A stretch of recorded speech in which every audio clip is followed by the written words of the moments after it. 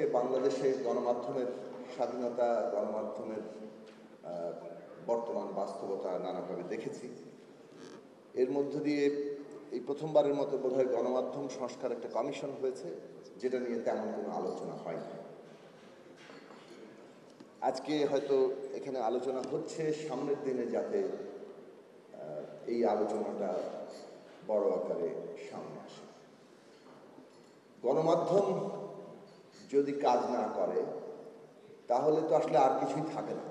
আমরা মোটামুটি অভিজ্ঞতা থেকে দেখেছি যে পুরো রাষ্ট্রশক্তিকে পকেটে ভরে ফেলা যায়। কি সংসদ, কি নির্বাহী বিভাগ তো আছেই, এমনকি বিচার বিভাগও তাদের কর্তৃত্বে নিয়ে আসা যায়।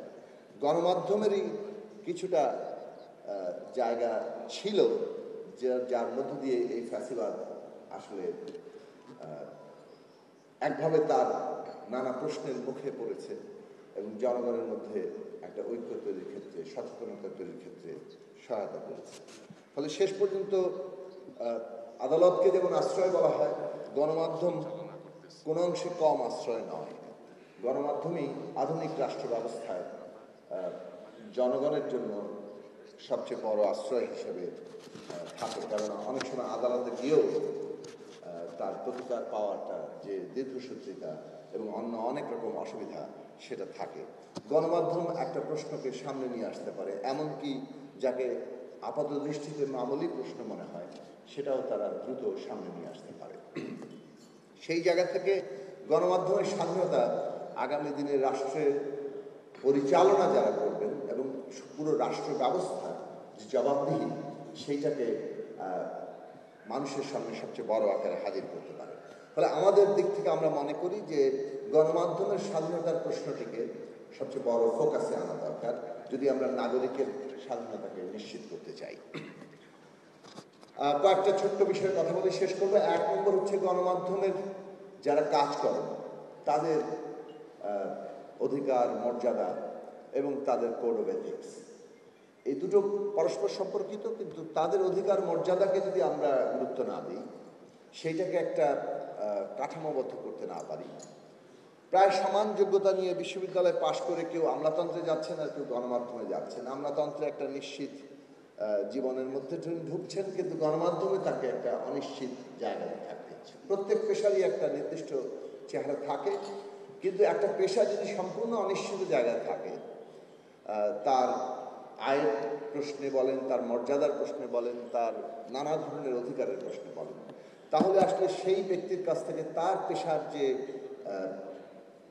মানে পেশাদারিত্ব এবং সেইখানে তার যে মনোযোগ এবং নিষ্ঠা, সেই ক্ষেত্রে ইন্টিগ্রিটি, এটা আশা করা কঠিন।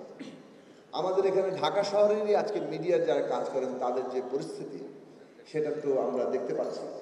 অন্যদিকে মফস্বল বলে তো কোনো মিডিয়াতে কোনো বেতনই নাই, যেভাবে পারো জোগাড় করে নাও, মোটামুটি এইরকম একটি অবস্থা তৈরি করা হয়েছে। এবং এর ফলাফল হচ্ছে যে নানানভাবে নানা ধরনের এখন সোশ্যাল মিডিয়ার কারণে এমন ধরনের তৎপরতা শুরু হয়েছে যে আপনি বলেন ফেক নিউজ বলেন, ভিউ পাওয়ার জন্য বলেন, নানা ধরনের জিনিস সামনে এসে পুরো সমাজে একটা বড় ধরনের অস্থিরতা তৈরি করে ফেলছে।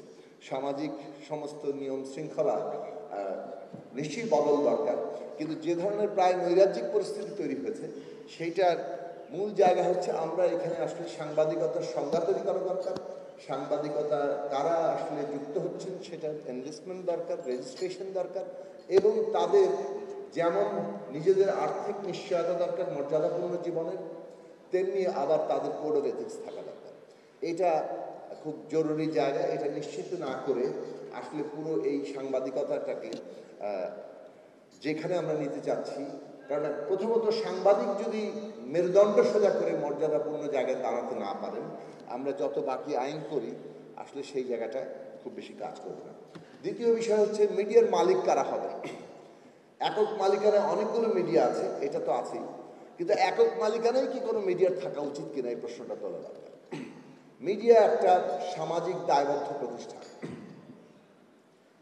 এবং এই প্রতিষ্ঠান কেবল ব্যবসার জায়গা থাকলে, মালিকদের কর্তৃত্বে থাকলে, পুঁজির কর্তৃত্বে থাকবে, কেননা পুঁজি চালাচ্ছে, কিন্তু সেটার মধ্যে কতটা জবাবদিহির জায়গা আনা যায়।